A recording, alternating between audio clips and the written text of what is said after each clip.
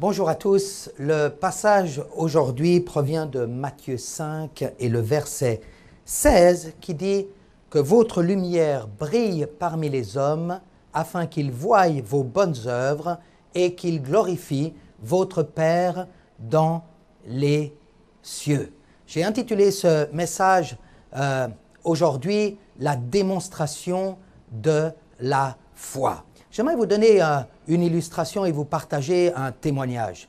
J'ai donné ma vie au Seigneur lorsque j'avais 15 ans et lors de ma conversion, ma vie a été totalement bouleversée. Jeune, je voulais choisir la voie la plus facile et je décidai donc d'arrêter mes études. J'étais un soir en prière lorsque le Seigneur me parla d'une manière audible. La raison pour laquelle probablement il me parlait d'une manière audible est que je ne connaissais pas encore la parole de Dieu et que je ne faisais que de découvrir mes premiers pas dans le Seigneur.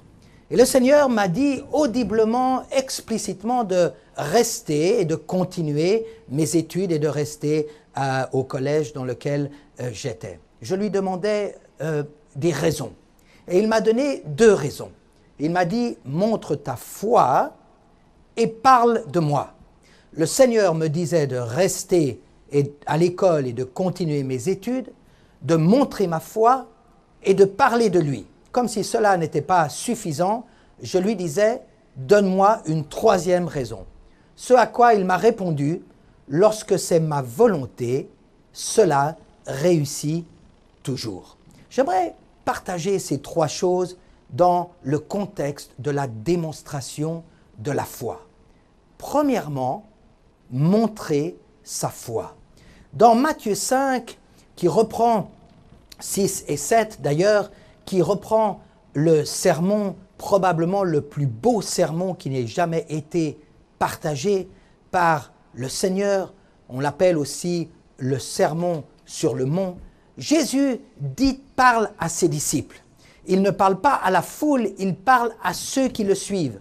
Et il dit à ses disciples, « Vous êtes le sel de la terre, vous êtes la lumière du monde. » En d'autres mots, vous êtes des exemples. Vous êtes là pour briller. Et c'est la raison pour laquelle il dit, « Si vous êtes la lumière du monde, alors que votre lumière brille parmi les hommes, et qu'elle brille par vos bonnes œuvres. » Montrer sa foi ou la démonstration de la foi ne se fait pas premièrement par la bouche, mais par nos actes, par nos vies, par notre manière de vivre. Ainsi, les gens nous regardent, les gens nous observent. Et les gens qui nous observent sont touchés de voir une manière de vivre qui est autre que celle du monde. Vous savez que dans Acte 11, pour la première fois, les disciples de Jésus à Antioche ont été appelés des chrétiens, ou en d'autres mots, de petits Christ. Ils étaient appelés chrétiens ou petits Christ ou comme Christ, non pas parce que ces gens s'appelaient chrétiens, mais parce que à travers leur vie, ils ont été appelés chrétiens par les gens du dehors qui n'étaient d'ailleurs pas forcément des croyants. Mais à la lumière de l'Évangile, à la lumière de l'enseignement de Jésus, à la lumière de la parole de Dieu, les gens pouvaient voir la démonstration de la foi dans la vie de ces premiers disciples. En réalité, le Seigneur ne recherche pas des chrétiens. Le royaume de Dieu n'est pas une fabrique de chrétiens. Le royaume de Dieu est fait d'hommes et de femmes qui deviennent des disciples de Jésus-Christ et tout dans leur vie démontre la foi qu'ils ont en Dieu et qu'ils ont dans sa parole. La foi provient de ce qu'on entend, et ce qu'on entend provient de la parole de Dieu. À Antioche, les gens étaient sous l'enseignement de Paul, de Barnabas, Et après une bonne année d'enseignement et de prédication de la parole de Dieu, leur vie était transformée, ils étaient enseignés dans les voies de Jésus le Messie, et la différence était inscrite dans leur vie, dans leur manière de vivre, dans leurs priorités, dans leurs décisions, dans leurs choix, dans leur manière de parler, dans leur manière de se comporter. Lorsque Jésus est venu, lorsqu'il a enseigné ses disciples, il est venu pour transformer des vies. Et donc, la première manière de démontrer sa foi, c'est par la confession de toute une vie. Dans tout ce que nous faisons, nous déclarons notre foi dans le Seigneur Jésus et dans la parole de Dieu. C'est là le fondement et l'autorité, la seule source de notre foi judéo-chrétienne. Par nos œuvres, les gens verront, et par nos œuvres, la Bible dit, ils glorifieront le Père qui est dans les cieux. Non, nous ne sommes pas sauvés par les œuvres, mais nous sommes sauvés pour les œuvres, afin de porter du fruit à la gloire de Dieu. C'est là la manière, la démonstration la plus puissante que vous puissiez avoir de votre foi et de l'évangile de Jésus-Christ. Montre ta foi. Sois audacieux. N'aie pas honte de l'évangile, mais que tout dans ta vie soit la démonstration de la foi, soit une confession de foi, une démonstration de l'enseignement de Jésus tel que nous la trouvons dans la parole de Dieu. Le Seigneur me disait aussi, parle de moi. Oui, on n'a pas besoin d'être un ministre, un pasteur, un évangéliste pour parler de Jésus-Christ. Le Seigneur prend plaisir lorsque nous parlons de lui, parce que ce n'est pas de nous qu'il concerne, mais cela concerne son nom, sa personne.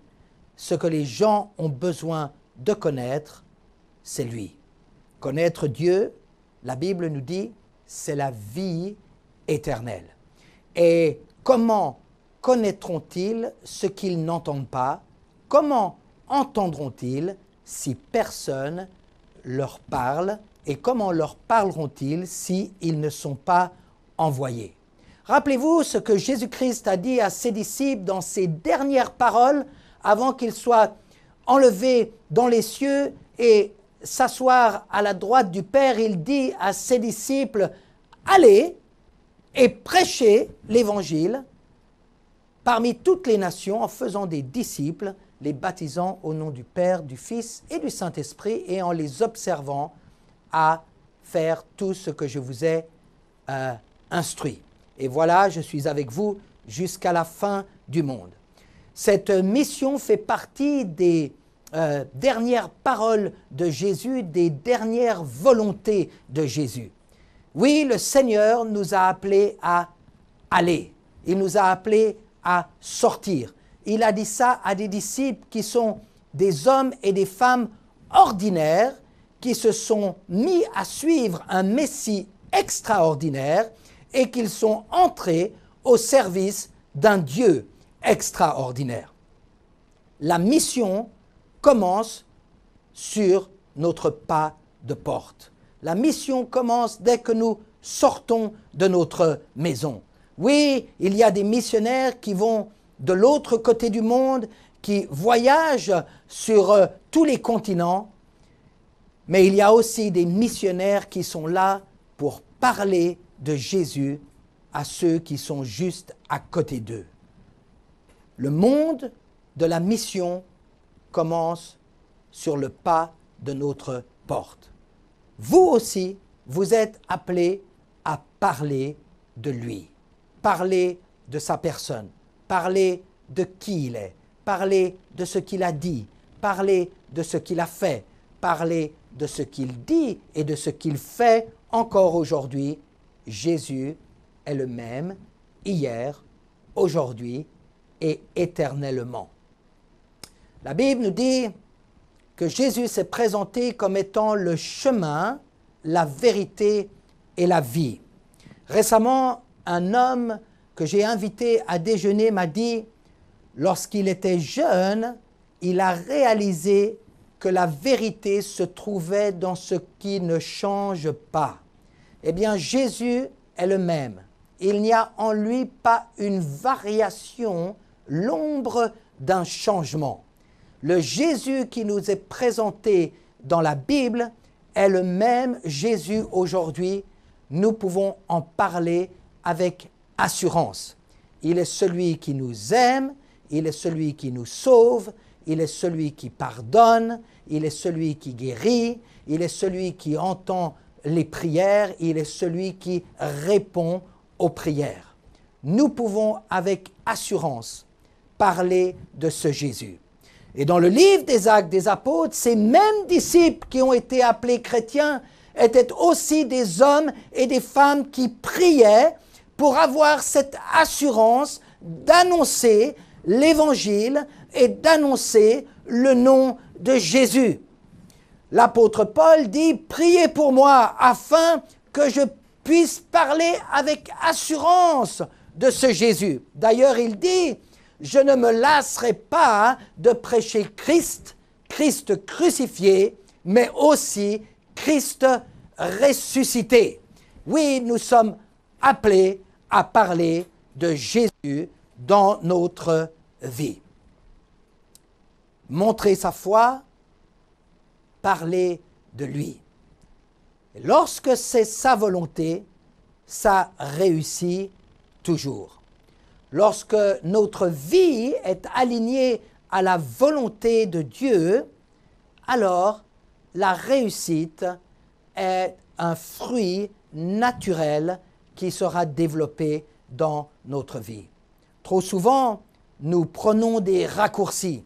Nous courons après la réussite. Et parfois, nous courons après la réussite sans jamais la rattraper et sans jamais s'en saisir. Frères et sœurs, la parole de Dieu nous parle de la réussite ou de la prospérité, pas comme quelque chose que nous devons poursuivre, mais comme quelque chose qui nous poursuit, comme quelque chose qui parfois même nous dépasse, tant nous ne comprenons pas comment Dieu fait ces choses dans notre vie. J'aimerais qu'on donne une définition de la réussite ou de la prospérité. D'abord, ce que ça n'est pas. La réussite, la prospérité n'est pas en relation, n'a rien à voir avec un compte en banque, avec une fortune, avec une voiture, avec une maison ou avec un confort matériel. Non, la parole de Dieu a des dimensions qui vont bien au-delà de considérations bassement matérielles. Winston Churchill était un premier ministre britannique durant la Deuxième Guerre mondiale et il a donné une définition de la réussite. Il a dit la réussite, c'est d'aller d'échec en échec sans jamais perdre son enthousiasme. Laissez-moi vous encourager dans votre foi en Dieu. Vous pouvez croire en celui qui peut faire ce que vous ne pouvez pas faire. Et combien d'entre nous avons connu des échecs dans notre vie et nous en connaîtrons encore. Mais d'échec en échec, sans perdre notre foi, sans perdre notre enthousiasme et notre confiance en Dieu, nous pouvons atteindre la réussite dans notre vie. Bibliquement parlant, je vous donnerai la définition de la réussite comme étant simplement la volonté de Dieu faite dans votre vie. Et pour cela, il nous faut apprendre cette prière que Jésus nous a enseignée, que ton royaume vienne et que ta volonté soit faite sur la terre comme au ciel. Là, au centre de la prière que nous appelons le Notre Père, il y a le secret pour la réussite dans notre vie. Cela veut dire parfois, non pas ma volonté, mais que ta volonté soit faite. Lorsque c'est la volonté de Dieu, alors cela réussit toujours. Oui, nous devons nous revêtir de la volonté de Dieu dans notre vie si nous voulons montrer notre foi, si nous voulons avec crédibilité parler de lui et qu'il n'y ait aucune différence et aucune dichotomie entre ce que nous disons et ce que nous faisons. En français, nous avons un dicton qui dit « dire et frère ne sont pas frères ». Dire et faire ne sont pas frères. Pourtant, dans le Seigneur, dire et faire doivent devenir une seule et même chose. Alors, en faisant la volonté de Dieu dans notre vie, nous montrons notre foi, nous parlons de lui, nous portons du fruit. Le Seigneur nous donne cette réussite, cette prospérité. Vous et moi, nous marchons tels des pèlerins dans ce monde. Nous sommes que de passage. Nous venons et nous repartons.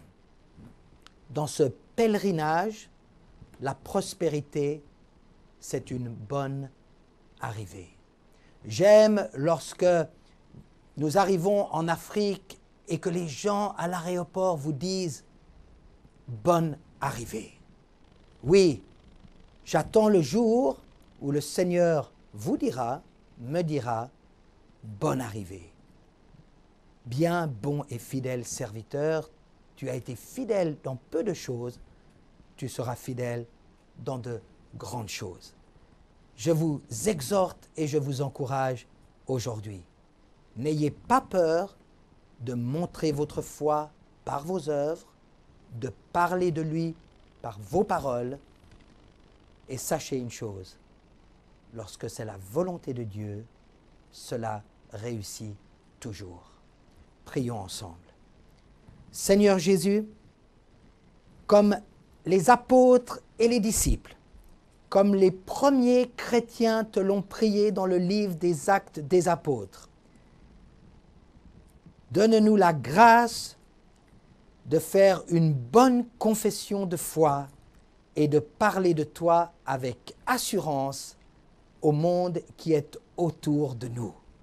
Fais de nous des témoins, fais de nous des porte-paroles, fais de nous de dignes ambassadeurs.